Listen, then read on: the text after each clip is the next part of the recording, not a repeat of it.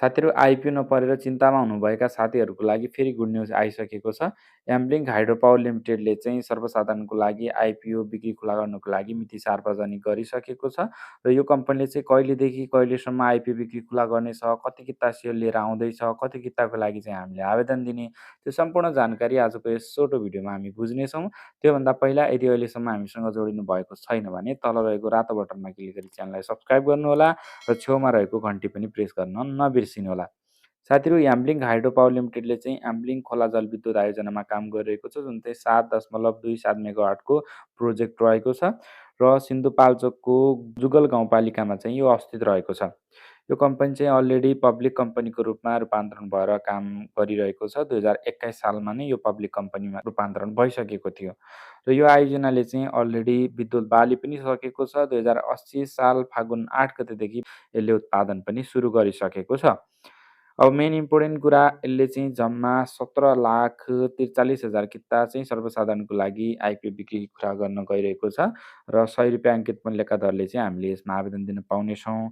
Muktinath capital limited चाहिँ यसको बिक्री प्रबन्धकको रूपमा रहेको छ। यसमा चाहिँ हामीले वैशाखको 16 गतेदेखि वैशाख 22 गतेसम्म आवेदन दिन सक्नेछौँ। यदि पूर्ण रूपमा सब्सक्राइब नभएको खण्डमा 30 गतेसम्म लम्बिने भनिएको छ।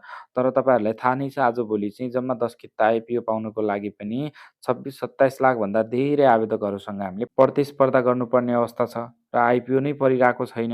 अनि यो अवस्थामा यदि आइपिओ बिक्री खुला भयो भने बिक्री खुला भएकै दिन यो चाहिँ ओभर सब्सक्राइब भइसक्नेछ। त्यही भएको हुनाले लम्बिने चान्स चाहिँ छैन। तपाईँले समयमा यसमा आवेदन दिनुहोला। यसमा चाहिँ हामीले 10 कितादेखि लिएर 21,000 कितासम्मको लागि आवेदन दिन सकिनेछ। तर 10 किता नै गर्दा इनफ हुन्छ। त्योभन्दा धेरै पैसा चाहिँ होल्ड नगराउनुहोला। है। अब यसमा चाहिँ मेन कुरा केयर रेटिङ नेपालले चाहिँ यसलाई CARE NP double B is rating दिएको छ।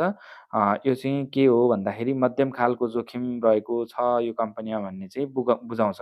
यस प्रोजेक्टको चाहिँ प्रति मेगावाट लागतको छ 25 करोड 73 लाख रुपियाँ चाहिँ अनुमानित यसको प्रति मेगावाट लागत रहेको छ भन्ने बताइएको छ।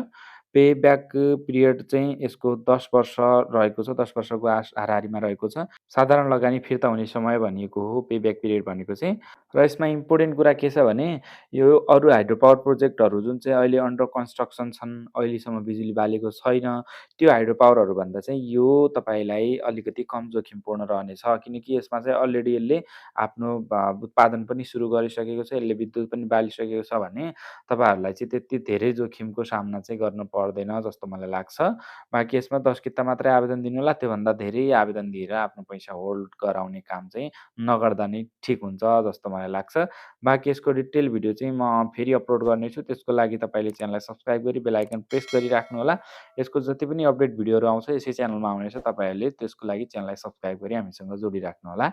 मिल्नेछु अर्को एउटा नयाँ भिडियोमा। हवस् त, धन्यवाद।